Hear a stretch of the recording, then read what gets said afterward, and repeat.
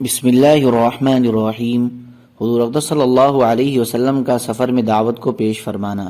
حضرت سعد رضی اللہ تعالی عنہ رہبر بن کر حضور اقدس صلی اللہ علیہ وسلم کو رقوبہ گھاٹی کے راستے سے لے کر گئے تھے۔ ان کے بیٹے کہتے ہیں کہ میرے والد نے مجھ سے یہ بیان فرمایا کہ حضور اقدس صلی اللہ علیہ وسلم ہمارے ہاں تشریف لائے، آپ کے ساتھ حضرت ابو بکر رضی اللہ تعالی عنہ بھی تھے۔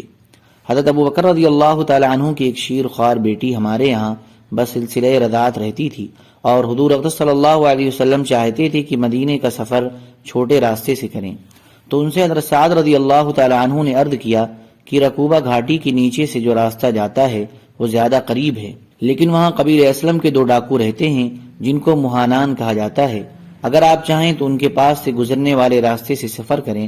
حضور اقدس صلی اللہ علیہ وسلم نے فرمایا، ڈاکو والے راستے سے ہمیں لے چلو۔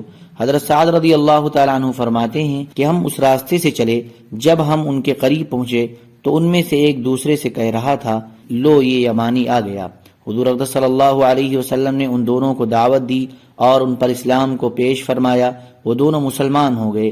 آپ نے ان کے نام پوچھے، انہوں نے کہا ہم مہانان ہیں، یعنی 2 گرے پڑے آدمی۔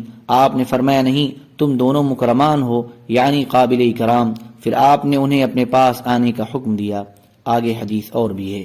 حضرت ابن عمر رضی اللہ تعالیٰ عنہ فرماتے ہیں کہ ہم ایک سفر میں حضور اقدس صلی اللہ علیہ وسلم کے ساتھ تھے، سامنے سے ایک دیہاتی آیا، جب وہ حضور اقدس صلی اللہ علیہ وسلم کے قریب پہنچا تو اس سے حضور اقدس صلی اللہ علیہ وسلم نے پوچھا کہاں کا ارادہ ہے؟ اس نے کہا اپنے گھر جا رہا ہوں۔ آپ نے فرمایا کیا تم کوئی بھلی بات لینا چاہتے ہو؟ اس نے کہا وہ بھلی بات کیا ہے؟ آپ نے فرمایا تم کلمہ شہادت اشہد ان لا الہ الا اللہ وحدہ لا شریک لہ وان محمدا عبدہ ورسولہ پڑھ لو۔ اس نے کہا جو بات آپ کہہ رہے ہیں کیا اس پر کوئی گواہ ہے؟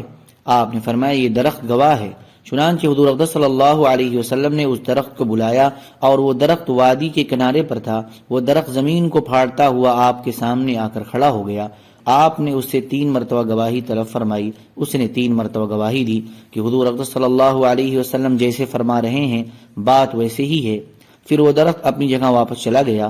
وہ دیہاتی اپنی قوم کے پاس واپس چلا گیا، اور جاتے ہوئے اس نے حضور اقدس صلی اللہ علیہ وسلم سے یہ عرض کیا کہ اگر میری قوم والوں نے میری بات مان لی تو میں ان سب کو آپ کے پاس لے آؤں گا، ورنہ میں خود آپ کے پاس واپس آ جاؤں گا اور آپ کے ساتھ رہا کروں گا۔ حضرت عاصم اسلمی رضی اللہ تعالیٰ عنہ فرماتے ہیں کہ جب حضور اقدس صلی اللہ علیہ وسلم نے مکہ سے مدینہ کو ہجرت فرمائی اور آپ غمیم کے مقام پر پہنچے تو حضرت برید بن حصیب رضی اللہ عنہ آپ کی خدمت میں حاضر ہوئے۔ آپ نے ان کو اسلام کی دعوت دی، وہ بھی مسلمان ہو گئے، اور ان کے ساتھ تقریباً 80 گھرانے بھی مسلمان ہوئے۔ پھر حضور اقدس صلی اللہ علیہ وسلم نے عشاء کی نماز پڑھائی اور انہوں نے آپ کے پیچھے نماز ادا کی۔ حضور اقدس صلی اللہ علیہ وسلم کا دعوت دینے کے لیے پیدل سفر فرمانا۔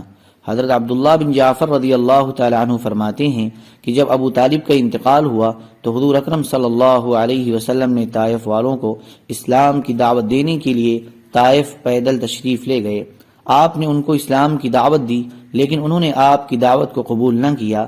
آپ وہاں سے واپس ہوئے، راستے میں ایک درخت کے سائے میں 2 رکعت نماز پڑھی اور پھر یہ دعا مانگی، اللہم انی اشکو الیک ضعف قوتی وہوانی علی الناس یا ارحم الراحمین انت ارحم الراحمین الی من تکلنی الی عدو یتجہمنی ام الی قریب ملکتہ امری ان لم تکن غضبان علی فلا ابالی غیر ان عافیتک اوسع لی اعوذ بوجہک الذی اشرقت له الظلمات وصلح عليه أمر الدنيا والآخرة أن ينزل بي غضبك أو يحل بي سخطك لك العتبى حتى ترضى ولا قوة إلا بالله۔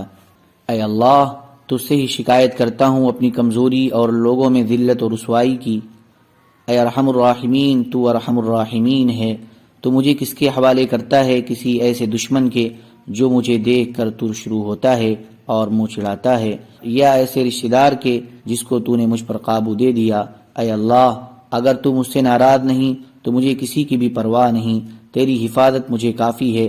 میں آپ کے اس چہرے کے طفیل جس سے تمام اندھیریاں روشن ہو گئیں اور جس سے دنیا اور آخرت کے سارے کام درست ہو جاتے ہیں، اس بات سے پناہ مانگتا ہوں کہ مجھ پر تیرا غصہ ہو یا تو مجھ سے ناراض ہو۔